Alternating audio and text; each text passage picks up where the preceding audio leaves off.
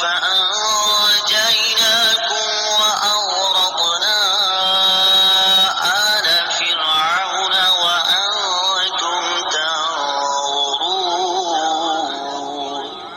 ترجمہ: اور یاد کرو جب ہم نے تمہارے لیے دریا کو پھاڑ دیا تو ہم نے تمہیں بچا لیا اور فرعونیوں کو تمہاری آنکھوں کے سامنے غرق کر دیا۔ وَإِذْ فَرَقْنَا بِكُمُ الْبَحْرَ، اور جب ہم نے تمہارے لیے دریا پھاڑ دیا۔ تفسیر صراط الجنان میں ہے یہ دوسری نعمت کا بیان ہے جو بنی اسرائیل پر فرمائی کہ انہیں فرعونیوں کے ظلم و ستم سے نجات دی اور فرعون کو اس کی قوم سمیت ان کے سامنے غرق کر دیا، جس کا مختصر واقعہ یہ ہے کہ حضرت موسیٰ علیہ السلام حکم الہی پر رات کے وقت بنی اسرائیل کو لے کر مصر سے روانہ ہوئے۔ صبح کو فرعون ان کی جستجو میں ایک بھاری لشکر لے کر نکلا اور انہیں دریا کے کنارے پر پا لیا۔ بنی اسرائیل نے فرعون کے لشکر کو دیکھ کر حضرت موسیٰ علیہ السلام سے فریاد کی۔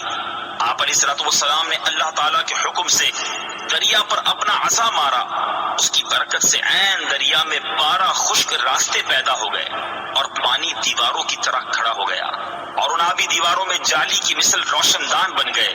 بنی اسرائیل کی ہر جماعت ان راستوں میں ایک دوسرے کو دیکھتی اور باہم باتیں کرتی گزر گئی۔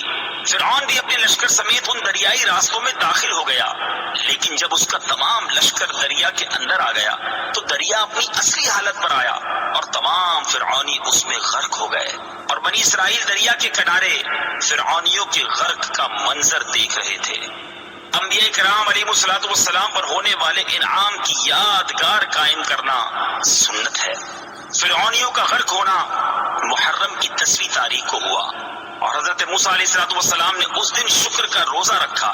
صحیح بخاری اور صحیح مسلم میں ہے، حضرت عبداللہ بن عباس رضی اللہ تعالی عنہما فرماتے ہیں جب حضور پرنور صلی اللہ تعالی علیہ وسلم مدینہ منورہ تشریف لائے تو آپ نے دیکھا کہ یہودی عاشورہ کے دن روزہ رکھتے ہیں۔ آپ صلی اللہ تعالی علیہ وسلم نے ارشاد فرمایا یہ کیا ہے؟ یہودیوں نے عرض کی یہ نیک دن ہے، یہ وہ دن ہے جس میں اللہ تعالیٰ نے بنی اسرائیل کو ان کے دشمن سے نجات دی۔ تو حضرت موسیٰ علیہ السلام نے اس دن روزہ رکھا تھا۔ رسول کریم صلی اللہ تعالی علیہ وسلم نے ارشاد فرمایا تمہاری نسبت موسیٰ سے میرا تعلق زیادہ ہے۔ چنانچہ آپ صلی اللہ تعالی علیہ وسلم نے اس دن روزہ رکھا اور اس دن روزہ رکھنے کا حکم ارشاد فرمایا۔